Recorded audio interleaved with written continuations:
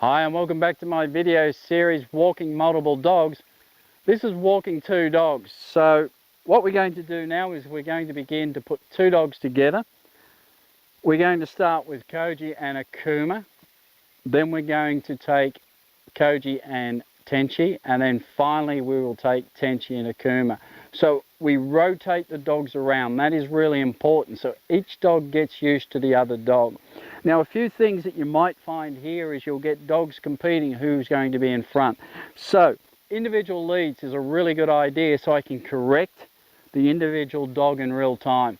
If I use a coupling lead to start with, then I run the risk of correcting two dogs, and that just makes things fall down. I don't want to be correcting a dog doing the right thing when I'm trying to correct another dog.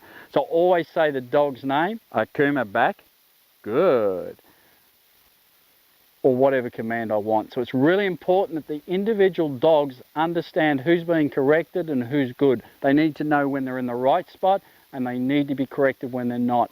So you do run the risk of the dogs pulling because each dog's trying to get in front of the other. The other thing you'll often find is the dogs will play. They'll want to play on here. So you need to teach them leads aren't for playing. This is for walking. Sometimes fights because they're bumping into each other and jostling. So obviously the dogs need to get on well, but you also need to make any corrections there. So make sure you correct, have two leads. That makes it really good with me. And apart from that, everything else is exactly the same as it was with individual dogs. And this is where you focus, you leave it, and your calm training come in to be really handy.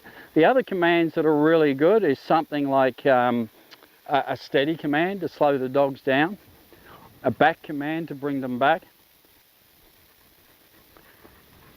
and a command to G them up if they get behind.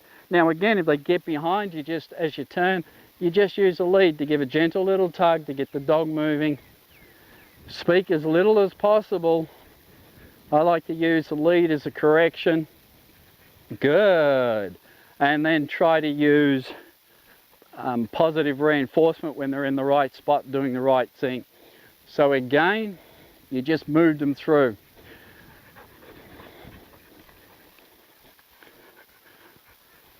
So now we change dogs over, and the same thing goes. They go through all the basics that they go through as individual dogs, to walk on a loose leash and a heel beside us. We add a few things in to ensure that there's no issues with them. You know, a good easy back up or a G up command if they're lagging behind to keep them in the spot.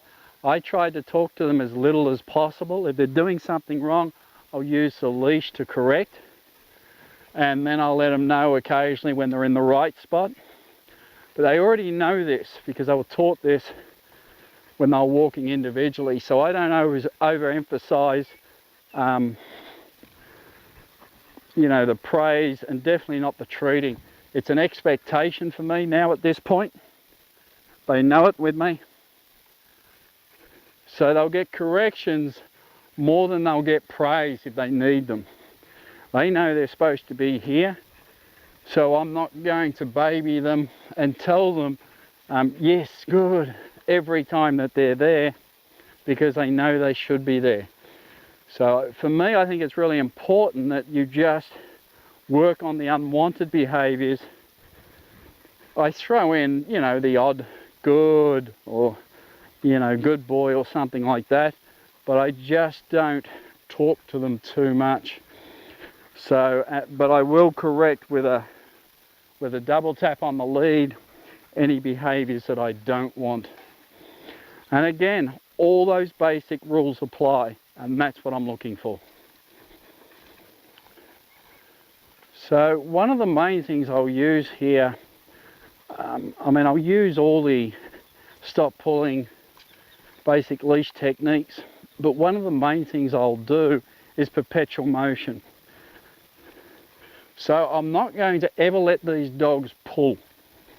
I'm going to be totally aware where their body position is, and with me. And I'm simply going to maneuver before they get a chance, and I'm going to bring them with me.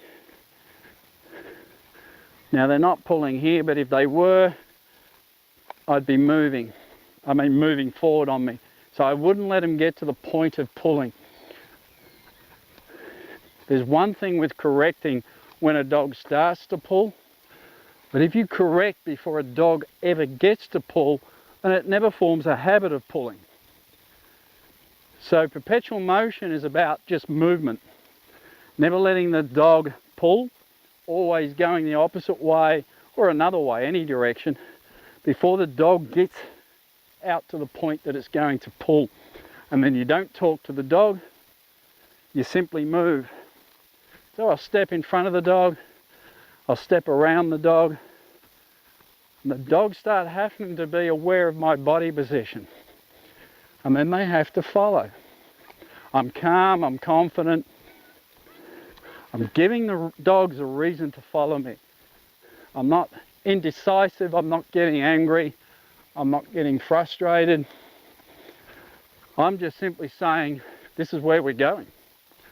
There's no ifs, there's no questions, I'm not asking them.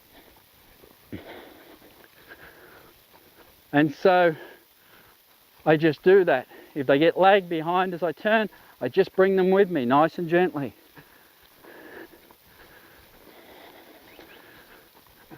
What I'm looking for is the dogs to want to be next to me. I don't want them here just because I've got a bag full of treats, because at some point they're going to get full, or that bag full of treats is going to run out. I want them here because they want to be here, because they've been trained to be here, because they make the decision to be here, not because I need to bribe them. So go back, start in low distraction areas, slowly add distractions when your dog is there. Talk to them very little, pay no attention to them. They're there, you're here, this is where I'm going, this is what I'm doing. Their job is to follow me. Their job is to join me on my journey. And the best way of doing that is them wanting to be there with me. Not because I have a treat, not because I'm commanding it, not because I'm yelling at them, because I simply am. And that's what's really important.